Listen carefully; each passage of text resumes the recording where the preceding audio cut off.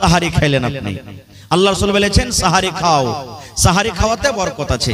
কত ভাই এমন আছেন, কত মা খালা এমন আছেন, ঘুমিয়ে গেছেন, জাগতে পারেনি, আজান হয়ে গেল, শুইতেছে জাগতে পারেনি, আজান হয়ে গেল। কত ফোন আছে, হাজি মাওলানা, হাজি ভাই রাইতে শুইতেছি জাগতে পারেনি, আজান হয়ে গেছে, রোজা কি হইবে? কিচ্ছু যে খাইতে পাইনি, কিচ্ছু যদি আপনি খেতে না পান তাও রোজা হয়ে যাবে আপনার। আপনাকে আর কিছু খাইতে হবে না, কিন্তু রোজার পর মানে আজানের পর আপনি যা সন্ধ্যাবেলাতে খেয়েছেন খেয়ে থেকে যান, এক ঢোক পানিও খেতে পেলেন না, জাগতে পারলেন না, তো কি করবেন? আপনি রোজা রাখেন, আপনার রোজা হয়ে যাবে। এবার গোটা দিন রোজা রাখলেন, সন্ধ্যাবেলাতে আপনি ইফতারি করতে বসবেন। আল্লাহর নবী বলেছেন, হে আমার উম্মত রে, তুমি যখন রোজা ইফতার করতে বসবে 5 মিনিট 7 মিনিট 10 মিনিট আগে তুমি ইফতার করতে বসো। 5 মিনিট 7 মিনিট 10 মিনিট আগে তুমি ইফতার করতে বসো। সামনে তোমার থালা আছে, তোমার নাস্তা লাগা আছে, বিভিন্ন রকমের তোমার খাবার আছে, কেন 5 মিনিট 10 মিনিট আপনাকে আমাকে আগে বসতে হবে? আল্লাহর নবী বলেছেন, উম্মত, রোজা কবুল হওয়ার কয়েকটা জায়গা আছে রে। আল্লাহর দরবারে মানুষ যে দোয়া করবে, আল্লাহ তুমি আমার দোয়াকে তুমি কবুল করো, আল্লাহ গুনাহ খাতাকে maaf করে দাও। আল্লাহর দরবারে মানুষ যখন দোয়া করে, দোয়া কবুল হওয়ার কয়েকটা কারণ আছে, কয়েকটা জায়গা আছে। যেমন নবী বলেছেন, ঝমঝম ঝমঝম ঝমঝম করে যখন মেঘ হয়, ওই মেঘের সময়তে যদি আপনি দোয়া করেন, ওই দোয়াটা আল্লাহ রাব্বুল আমিন ওই টাইমে কবুল করবেন। এটা হলো একটা দোয়া কবুল হওয়ার সময়।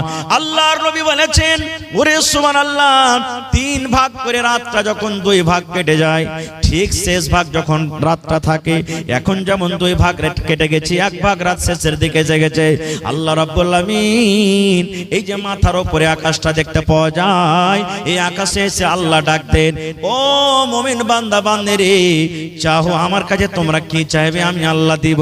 কি আমার কাছে বেটা চাইবে বেটা দিব, কি আমার কাছে বেটি চাইবে বেটি দেব, কি আমার কাছে মাল চাইবে মাল দিব রে, কি আমার কাছে মুসিবত থেকে বাঁচার দোয়া করবে আমি আল্লাহ দিব। কি আমার কাছে তোমরা কি চাইবে আমি আল্লাহ রাব্বুল আমিন তোমাদের দোয়া কবুল করব, তোমরা আমার কাছে চাও। এই মতো একটা রাত আছে শাবে কদর, যে রাতটা রমজান মাসে আছে। এই রমজান মাসে একটা রাত আছে শাবে কদর। আল্লাহর নবী বলেছেন, ওই শাবে কদরের রাতে যদি আপনি দোয়া করেন, আল্লাহর দরবারে যদি আপনি চাহেন, আল্লাহ রাব্বুল আমিন সেই রাতে আপনার দোয়াটাকে কবুল করবেন। আল্লাহর নবীর স্ত্রী মা আয়েশা রাদিয়াল্লাহু তাআলা আনহা বললেন, ইয়া রাসূলুল্লাহ, আমি শাবে কদর করছি, মানে শাবে কদর আমি জাগছি, আমি তেলাওয়াত করি, আমি নামাজ পড়ি, আমি রাতটাকে তাসবিহ তাহলিল জিকির আজকারে কাটি। এবার নবী গো, ওই শাবে কদর যদি আমি পেয়ে যাই, শাবে কদর রাতে কি দোয়াটা পড়বো নবী গো? শাবে কদর আমি জাগবো তো দোয়াটা কি পড়বো? আমি দোয়া জানি না, দয়া করে আপনি দোয়াটা শিখিয়ে দেন। এই আমার ভাইয়েরা মায়েরা খালারা, আপনারাও শিখালেন, মুখস্থ থাকলে আলহামদুলিল্লাহ, আর না থাকলে আপনারা শিখালেন। আল্লাহর নবীর স্ত্রী বলেন, ইয়া রাসূলুল্লাহ, যদি শাবে কদর পেয়ে যাই, শাবে কদর রাতটা যদি আমার ভাগ্যে আমার নসিবে থাকে, ওই রাতে কোন দোয়া পড়বো নবী গো? একটু দয়া করে বলেন। আল্লাহর নবী বললেন, আয়েশা রে, যদি তুমি শাবে কদর পেয়ে যাও, এই দোয়াটা তুমি পড়বে রে আয়েশা। নবীজি শুধু আয়েশাকে শিখালছেন, কিন্তু তার জন্য নয়, কিয়ামত পর্যন্ত যত মানুষ এসেছেন, আছেন, আসবেন, সকলের জন্য কিন্তু শরীয়তে দোয়া। আল্লাহুম্মা ইন্নাকা আফুন তুহিব্বুল আফওয়া ফাফু আন্নি, এটা শাবে কদর জাগার দোয়া, এটা শাবে কদরে পড়ার দোয়া। আল্লাহুম্মা ইন্নাকা আফুন তুহিব্বুল আফওয়া ফাফু আন্নি, এই দোয়াটার মানে হলো, আল্লাহুম্মা, এই আল্লাহ, ইন্নাকা আফুন, তুমি মাফ করনে ওয়ালা, তুমি ক্ষমা করনে ওয়ালা, তুমি গুনাহকে মাফ করনে ওয়ালা, তুহিব্বুল আফওয়া, আল্লাহ যাকে তুমি মাফ করো তাকে তুমি ভালোবাসো, আল্লাহ যাকে তুমি মাফ করো তাকে তুমি প্যার করো, আল্লাহ যাকে তুমি মাফ করো তার সাথে তুমি মোহাব্বত করো। ফাফু আন্নি, আল্লাহ আমি একটা গুনাহগার বান্দা বান্দি, তুমি আমাকে মাফ করে দাও। কত সুন্দর দোয়া! কয়টা লোক জানছে দোয়াটা ভাই? রাত জাগা না জাগা, এখন তো বড় মানুষ জাগে না। আপনাদের এলাকাতে কি আছে না আছে, শাবে কদর যেদিন হইলো, দেখতে পাচ্ছি ছেলে পিলা 10 বছর 12 বছর 15 বছর 14 বছর বেটা ছেলে বেটি ছেলে, ইয়ারা দেখবেন দুপুর বেলা থেকে 4 বিস্কুটের চান্দা করতে শুরু করে দিয়েছে। করে না? করছে না? করে না? হ্যাঁ তুই 5 টাকা দে রে, তুই মুড়ি নিয়ে আসবি, তুই ডাল মট নিয়ে আসবি, তুই বিস্কুট নিয়ে আসবি, আর মসজিদের এক কোণা ভর্তি করে দিলে একবারে। আর রাত কি জাগবে, হা হু করবে, আর দিনে রাইতে খালি 10 বার করে চা বানাবে, চাটা খাইতে খাইতে খাইতে খাইতে খাইতে সব রাত শেষ হয়ে গেল, রাত শেষ হয়ে গেল।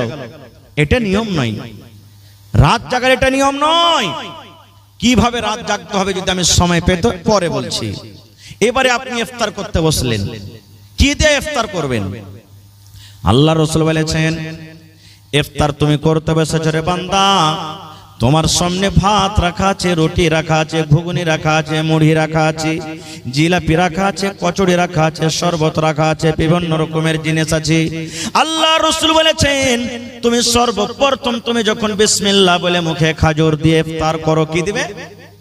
খাজুর দিয়ে ইফতার করবে। তোমার সামনে শরবত আছে, তুমি শরবত পান করিও না। তোমার সামনে খাজুর আছে, ওই খাজুরটা তুমি খাও।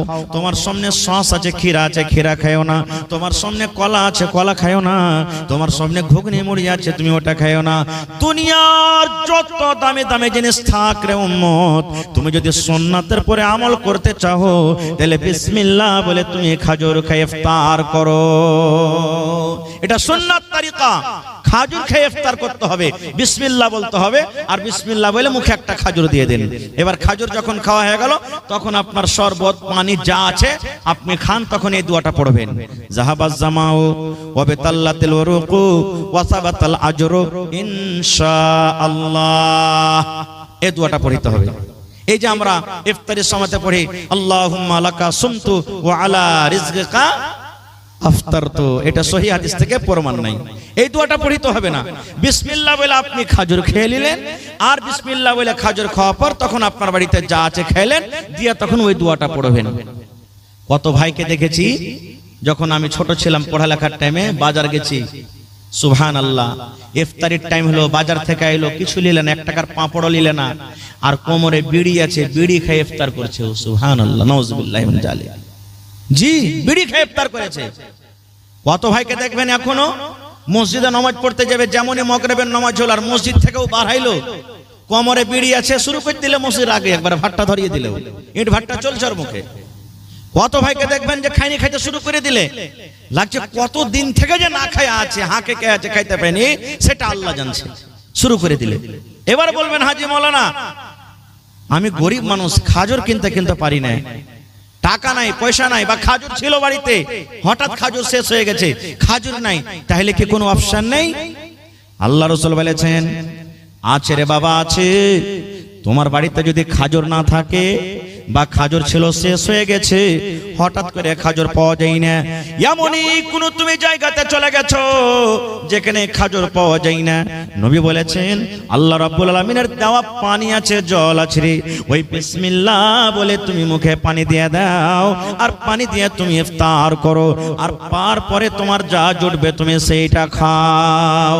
তাহলে প্রথম হলো খাজুর, খাজুর যদি না পান, 2 নম্বরে নবী বলেছেন পানি, পানি বিসমিল্লাহ বলে মুখে দিয়ে তুমি ইফতার করো। কয়টা লোক জানছি মশলাটা? জানছি কিন্তু আমল করি না, খুব আমল করি না আমরা। দেখবেন ইফতারিতে এমন আল্লাহর রহমতে দয়াতে মানুষ স্ট্যান্ডার্ড করে মানুষকে ইফতারি করেছে, আগে তো ক্ষীর কাছেই বরন্তা যে হয়তো এখনো হয়েছে, ফেল হয়ে যাবে এখনকার ইফতারি পার্টিতে, হয় না?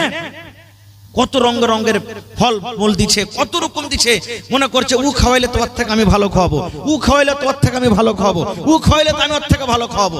ভালো কথা, আলহামদুলিল্লাহ, খাওয়ান, আল্লাহ আপনাকে দিয়েছেন খাওয়ান। রোজাদারকে খাওয়াইতে গেলে ঘটবে না, বেড়ে যাবে।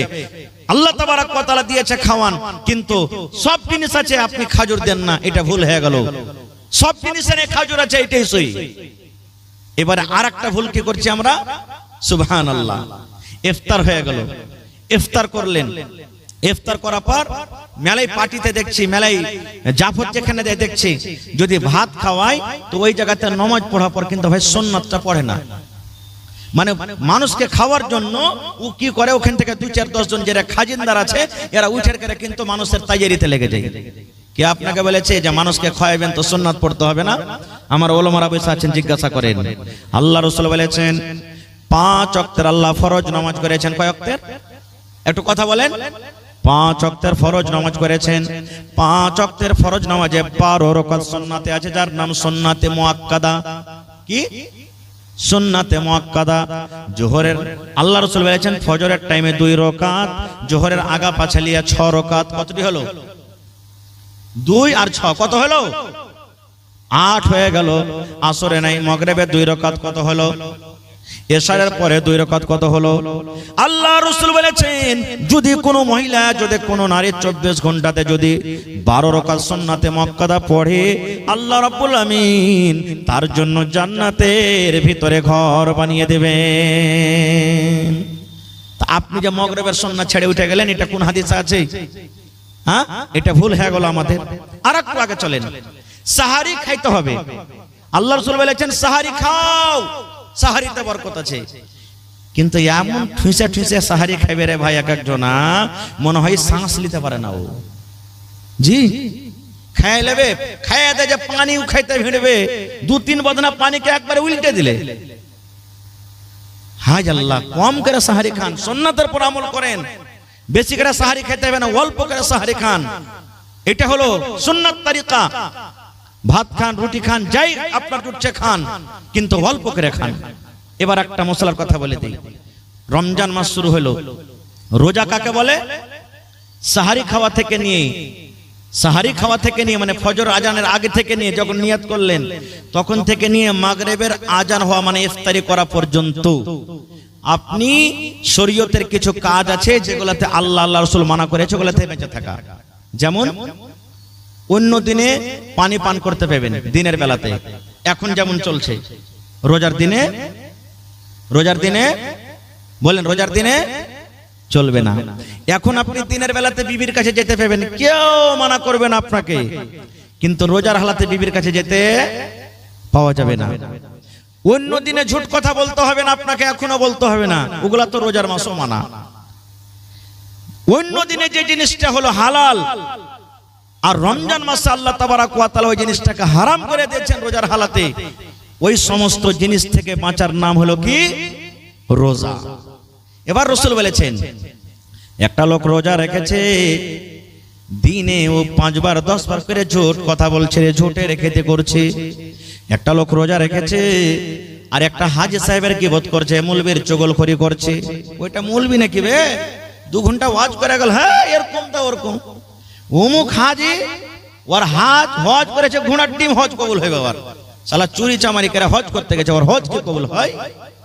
ওই যে নামাজ পড়েছে, ওর জীবনে কোন একটা ভুলে গেছে, দাড়ি ছেড়ে খালি নামাজ পড়লে হবে না, ওর থেকে আমি ভালো আছি। এই যে এক অপরের পুরাই শুরু হয়ে গেল।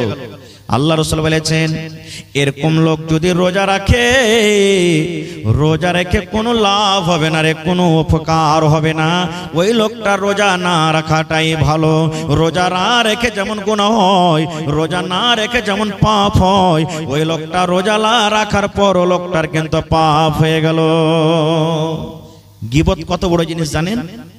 আহা, আল্লাহর নবীর স্ত্রী মা আয়েশা রাদিয়াল্লাহু তাআলা আনহা একদিন নবীর পাঞ্জরে বসে আছেন, স্বামী স্ত্রী গল্প সল্প করছেন, আর নবীজির আর একটা স্ত্রী নবীর পাঞ্জরে আসতেন, সাফিয়া রাদিয়াল্লাহু তাআলা আনহা। ও কিন্তু একটু দেখতে খাটো, নাটা মানুষ দেখতে, এটা নবীর স্ত্রী চলে আসছেন। মা আয়েশা তখন বলছেন আল্লাহর রাসূল দেখেন, ইশারা করছেন, দেখেন কি